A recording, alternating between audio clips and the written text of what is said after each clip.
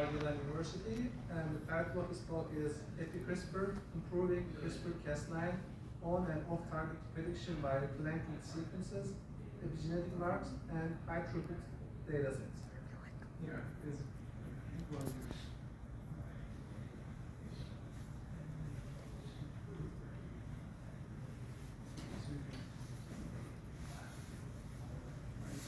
Hello everyone, very excited to be here today. My name is Alon. I'll present EpiCRISPR, so how we use the cellular features to improve the prediction performance for CRISPR-Cas9 activity. So the talk outline, I'll be talking about CRISPR-Cas9 and what is genome editing, the on and off target challenges CRISPR-Cas9 faces, and EpiCRISPR, our tool. So to begin with, genome editing is basically the ability to manipulate DNA sequence in cells in a targeted manner. And this allows to fix and change places in the genome that we want to replace. Now, the CRISPR-Cas9 complex comes in after that. The way it works, we basically search the genome, and whenever there is a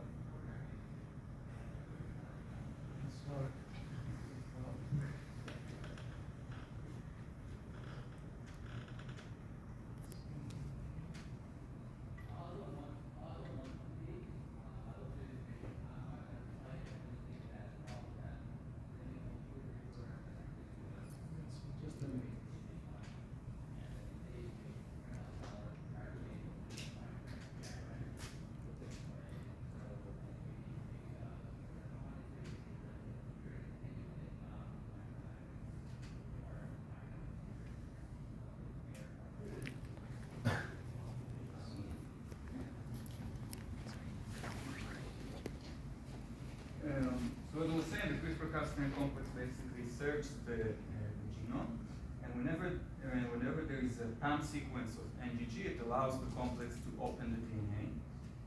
After the opening of the DNA, there is a hybridization between a single guide RNA, which is an RNA sequence of 20 nucleotides long, and the hybridization of the single guide RNA with the DNA sequence allows the Cas9 enzyme to cleave the DNA and cut it. And this allows to combine a 20 nucleotides long sequence with an NGG to target almost any part in the genome. Because of this ability, the CRISPR-Cas9 has been widely used in research and also in therapeutics. So in 2023, the FDA approved CRISPR-Cas9 therapy drug named Cas9 to treat sickle cell disease. So the rapid decreasement in this field has great potential. And when we talk about the CRISPR-Cas9 complex, we need to consider two scenarios. So first scenario is an on-target, basically a perfect match between the single guide RNA and the DNA. The second scenario would be an off-target, which basically is unintended activity. So we aim to tackle one place, but we end up cutting a different place. And this can be induced in a few scenarios. So the first one would be bulges in the RNA, so basically folding of the RNA, a similar folding of the DNA, or a mismatch between the DNA and the RNA. And when we design a single guide RNA, we wanted to have obviously an increase in intended efficiency on the on-target location, and we want to minimize the off-target unintended activity. And this is obviously because off-target activity can cause severe damage and can be lethal. So we aim to tackle one place, we end up tackling another place, and this can cause other diseases and cancer. So because of that, there's been many experimental methods to quantify the on-target efficiency and off-target activity, and we can divide this to the creation of high-throughput dataset and cell-based datasets. So with high throughput, we design synthetically cassettes that include the sequence of the target that we want to target, and we introduce them into the cell, and we can quantify the activity in a high throughput manner. When we look on cell-based activity, we need to introduce the Cas9 complex into the cell, cut a specific area in the cell, and quantify them. And with with high-throughput datasets, we can get a much larger datasets,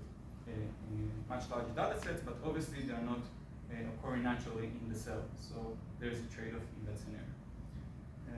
Basically, from both methods, we get the list of the guide RNA and the efficiency it has. When we're talking about the off-target scenario, the process today is as follows. So we introduce the CRISPR-Cas9 into the living cell. It produces the cleavage among the genome. We have unbiased methods that know to detect these off-target sites. And after we have a list of off-target sites, we continue on with PCR amplification to verify each off-target site, and then we end up with a smaller list of verified off-target sites. So as you can probably assume, these experimental methods, they take a lot of time, money, resources. We need to culture the cells. We need to introduce the CRISPR-Cas9, and it's a very specific process. So because of that, the main goal would have a computational model that, given a guide RNA, it can first predict the on-target efficiency. And in the off-target scenario, given a guide RNA and an off-target sequence, the model can predict if the off-target sequence, the probability for that off-target sequence to occur. Now, it is believed to think that the CRISPR-Cas9 activity is enriching accessible locations of the DNA. So if the DNA is open, the CRISPR-Cas9 complex will be able to get there and produce the cleavage. But if the DNA is closed, the CRISPR-Cas9 won't be able to get there. And we can describe this by epigenetic marks, and this is what we use in our method. Now, a lot of computational methods have been developed to predict these kind of problems, and I mentioned a few here, but they face few limitations. So the first thing, as I was mentioning before, methods that were trained on high-throughput datasets tend to have low correlation to cell-based dataset, such as the method here, CRISPR-1. Another limitation is because creating this dataset is specific, they are small, and it limits the generalizability of models. And the third limitation is some models did incorporate cellular features in the past, but they did it with limited success. So this is where we come in hand, EpiCRISPR. We developed first EpiCRISPROn, so this is for on-target efficiency. It's a regression model. Given a guide RNA, predicts the efficiency of that guide RNA. The datasets we use are as follows. So to develop the model, we use the linear dataset, which consists 1,600 measurements. We also evaluate the model performance on 4 other datasets, so 3 in other cell types and another one also in T cells, and you can see the amount of guide RNAs over here. Regarding the epigenetic data we use, so we could find this epigenetic data in the code and activity datasets for each cell type. Moving on to the architecture of the model, so it's quite simple. Given a guide RNA, we want hot encoded. To that one encoding, we concatenate an epigenetic factor. So we can see 7 histone modification marks, another chromatin accessibility mark measured by a TACSEC, CTCF binding, methylation, which is calculated as the average methylation value across the target region, and we also inputted to the model an output of the CRISPR-on method I was mentioning before that was trained on high-throughput datasets. This vector was input into MLP multilayer perceptron with a sigmoid ending neuron to produce output between 0 to 1 for efficiency, and we train the model with these parameters. Now, the reason we chose this simple or less parameters architecture is when we compare it to a more complex architecture such as CNN or CRNN, we saw it achieve superior performance, and this might be explained due to the fact that because of the smaller amount of parameters, it tends less to overfit for these small datasets. So I'll go now on results on EpiCRISPROn. First, development with 5 cross validation on the linear dataset. First thing we wanted to see is contribution of flanking sequences. So we added upstream and downstream sequence to the target area. We basically measure the combination between 0 to 13 upstream and 0 to 24 downstream nucleotides. For each combination, we did a 5-cross validation and calculated the spearman average correlation. What we found that using no upstream nucleotides and 9 downstream nucleotides achieved a superior performance. So from that moment on, we included 9 downstream nucleotides as input to the model. Continuing on, we want to evaluate the improvement in epigenetic incorporation. So we did an ablation study and we added each epigenetic mark individually and all of them together. So looking on the average spearman correlation, we started with the sequence-only model achieving a 0.37 spearman correlation.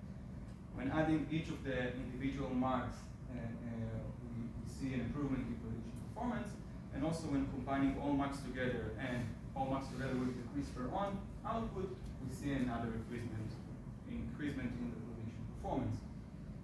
This could be partially explained by the distribution of on-target efficiency. So we see in blue the on-target efficiency in open DNA, which is less skewed, compared to the uniformly distributed efficiency colored in orange.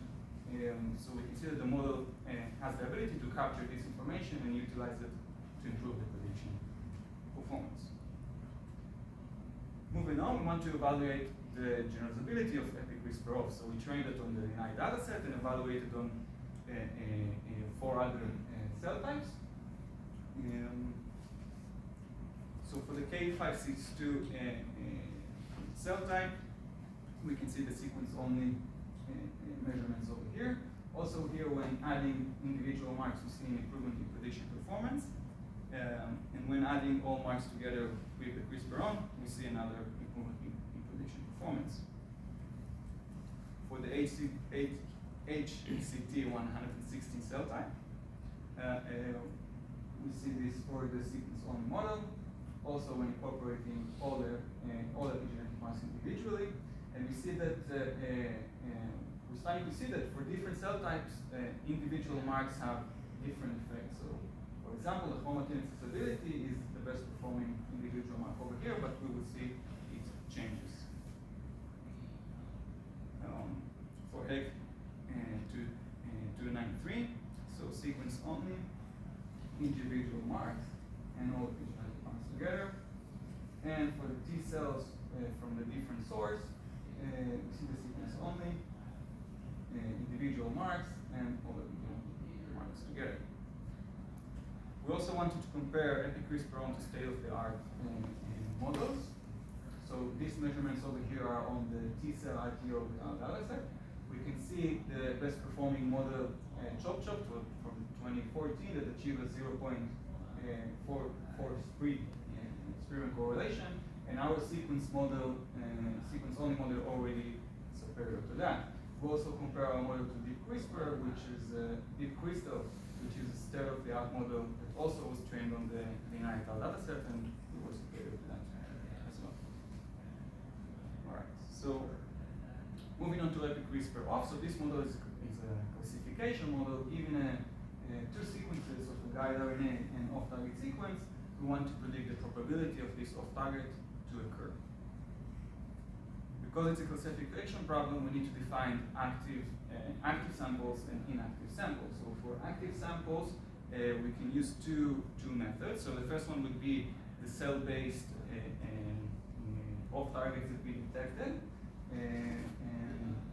and also the verified off-targets, as I mentioned before, that have been amplified via the PCR. We tend to think of those as the really true off-target sites.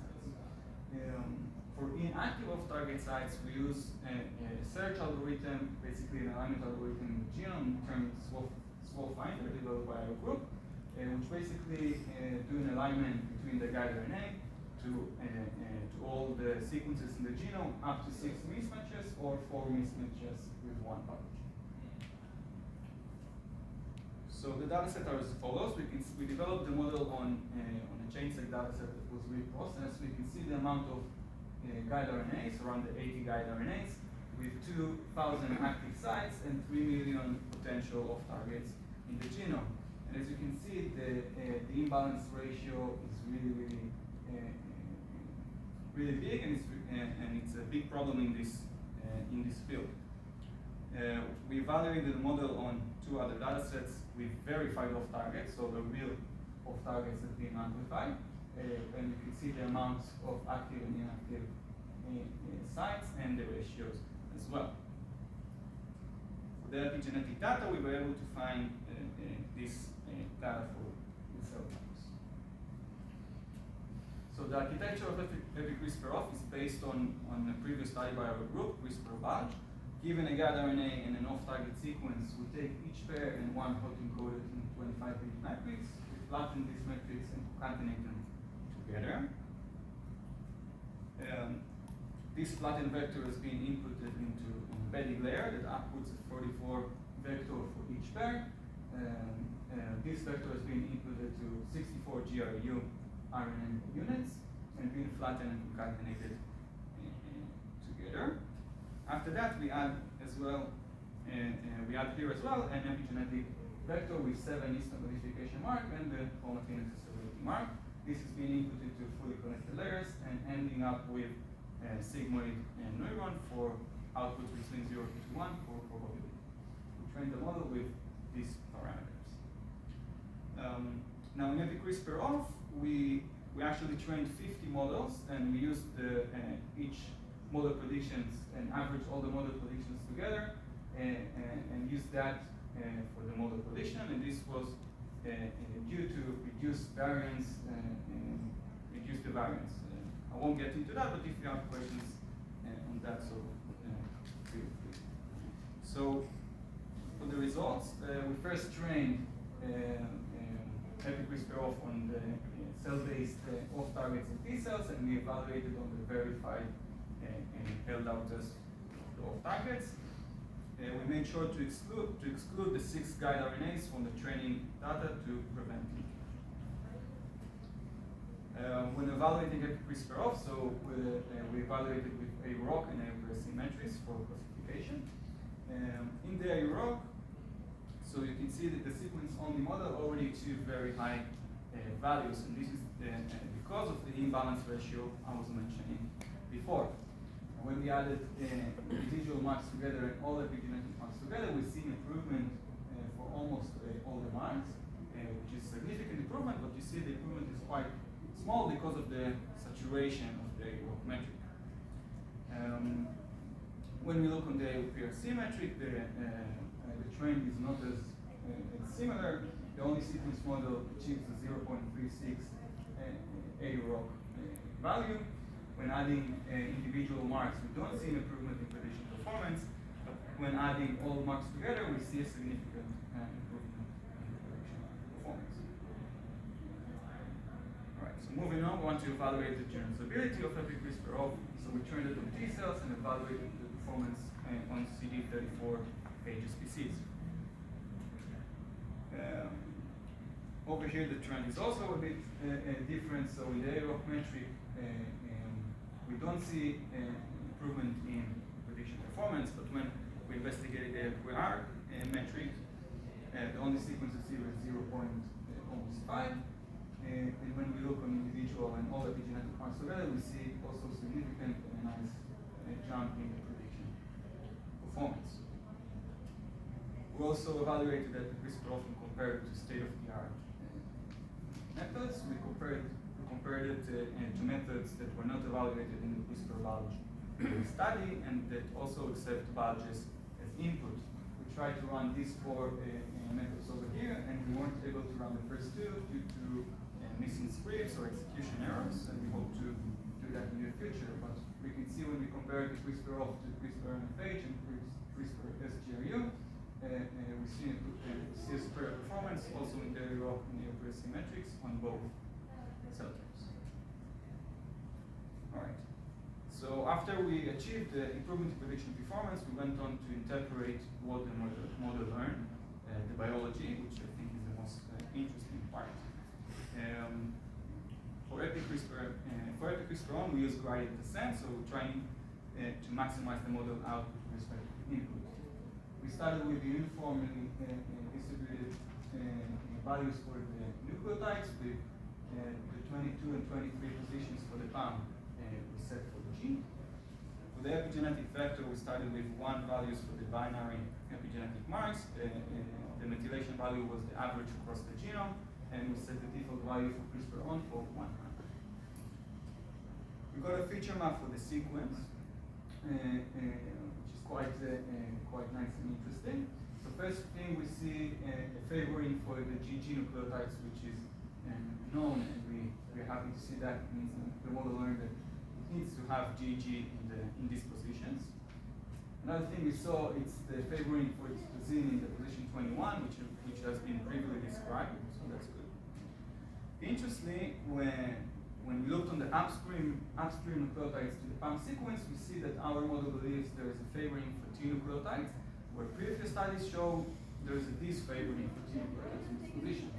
And this is explained because the previous studies has been using guide RNAs that have been transcribed in the cells with RNA polymerase, that when it sees poly-U, it stops transcription. So those guide RNAs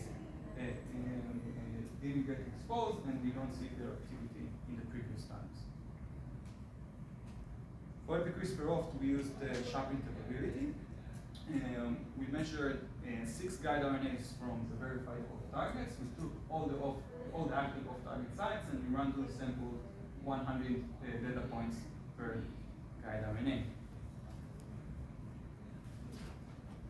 So when looking on the epigenetic effect on the model performance, we first saw that epigenetic marks that are associated with active areas of the genome have a positive effect on model prediction. So this is good. The model learned good biology. When we look on repressing marks, we saw the opposite. So the model believes it has a negative effect on prediction. But surprisingly, when we looked on the histone 3 K27 acetylation mark, which actually associated with active areas, the model believes it has a negative effect on the prediction. And this made us curious, and we first thought, well, maybe the model relies on another feature in that location instead of this feature. So we checked the correlation with the other features, and we saw high correlation to the histone 3 K4M3 with the K27. This still doesn't explain why the model thinks it decreased the prediction. But we went to the literature and we investigated what is the connection between the K27 acetylation to the K4ME. And we saw that the K27 acetylation actually distinguished between primed or poised enhancers to active enhancers.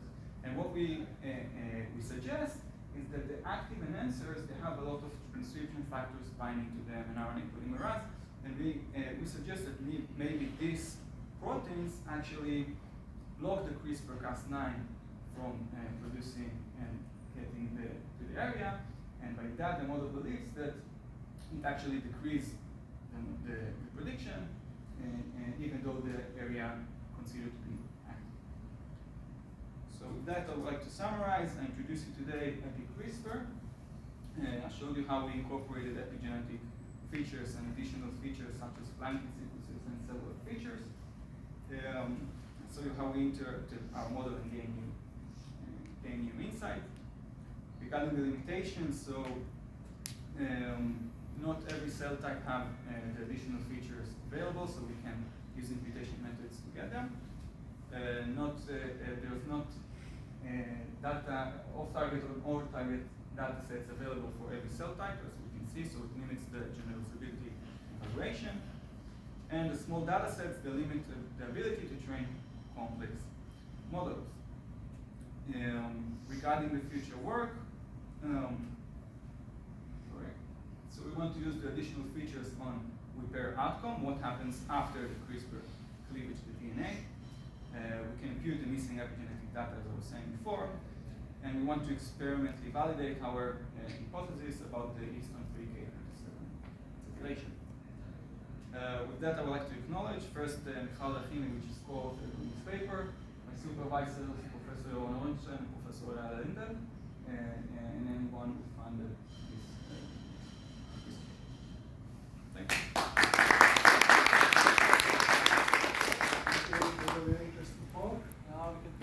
questions? Very nice talk. So my question is regarding the MLP model you used. So the reason you used it was because of the size, the small size of the data set, right? So the fewer parameters, the less the room fitting. In EpiCRISPROn. Yes, in EpiCRISPRon. My question is, were you able to try more non-deep learning methods such as regression methods or SVMs? Those generally work very well on small data sets and they're very interpretable. So you're able to test any of those methods instead of? Yeah, have a baseline comparison. Yeah. So it's been previously shown that the deep neural networks are already superior to those baseline methods. We can see when we compare to the state of the art, that some of the state of the art models over there are using basic machine learning or rule-based methods. So we didn't do it specifically. Have you tried balancing the number of the on-target and off-target sites for your training data? Yeah. You're like, for each on-target effect taken on-target? Yeah, so balancing technique to imbalance datasets are widely used in this field. Some say it improved the prediction, some not.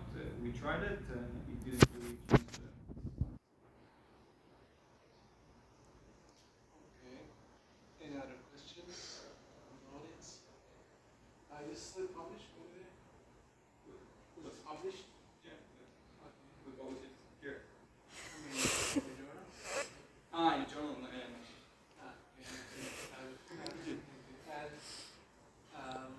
did you do also a feature? I don't know if it's in the slides. Did you do a feature importance ranking? We did the ablation studies, Mm-hmm. and the interpretation is quite also give you ranking of which feature is more important. Did a specific feature come up on the top? Sorry?